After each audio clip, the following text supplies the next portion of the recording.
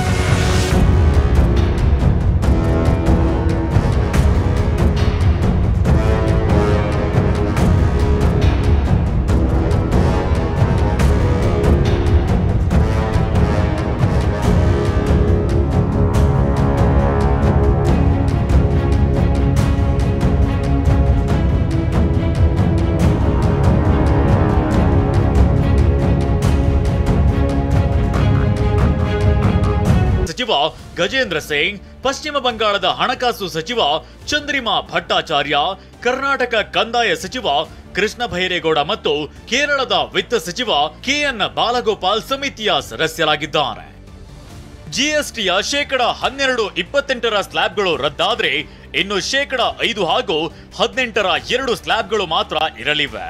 ಇದರಿಂದ ಸುಮಾರು ಶೇಕಡ 90ರಷ್ಟು ಸರಕುಗಳ ದರ ಇಳಿಕೆಯಾಗಬಹುದು ಎನ್ನಲಾಗಿದೆ.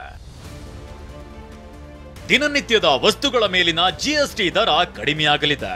ರೈತರು ಹಾಗೂ ಮಧ್ಯಮ ವರ್ಗಕ್ಕೆ ಅನುಕೂಲ ಆಗಲಿದೆ. ಇನ್ನು ಔಷಧ, ಸಂಸ್ಕರಿಸಿದ ಆಹಾರ, ಬಟ್ಟೆ, ಪಾದರಕ್ಷೆ ಹಾಗೂ ಹಲವು ಗೃಹೋಪಯೋಗಿ ಉತ್ಪನ್ನಗಳು ಶೇಕಡ 5ರ ಸ್ಲ್ಯಾಬ್ಗೆ ಸ್ಥಳಾಂತರಗೊಳ್ಳುವ ನಿರೀಕ್ಷೆ ಇದೆ. ಗೃಹೋಪಯೋಗಿ ವಸ್ತುಗಳು, ಟೆಲಿವಿಷನ್, ಇತರೆ ವಸ್ತುಗಳು 28ರ ಬದಲಿಗೆ ಶೇಕಡ 18ರ ಸ್ಲ್ಯಾಬ್ ಅಡಿಯಲ್ಲಿ ಬರುತ್ತದೆ. ಮಧ್ಯಮ ವರ್ಗದ ಕುಟುಂಬಗಳಿಗೆ ಮತ್ತಷ್ಟು ಅನುಕೂಲವಾಗಲಿದೆ. ಸದ್ಯ ಸಚಿವರ ಸಮಿತಿಯ ತೀರ್ಮಾನವನ್ನ ಕೇಂದ್ರ ಹಣಕಾಸು ಸಚಿವರು ರಾಜ್ಯಗಳ ಜಿಎಸ್ಟಿ ಮಂಡಳಿಗೆ ಕಳುಹಿಸಲಾಗುತ್ತದೆ. ಮುಂದಿನ ಸಭೆಯಲ್ಲಿ ಪ್ರಸ್ತಾವನೆ ಪರಿಶೀಲನೆ ನಡೆಸಿ ಅಂತಿಮ ನಿರ್ಧಾರ ಕೈಗೊಳ್ಳುವ ನಿರೀಕ್ಷೆ ಇದೆ. ಮಹೇಶ್ ಈರಣ್ಣ, ಟಿವಿ9 ನವದೆಹಲಿ.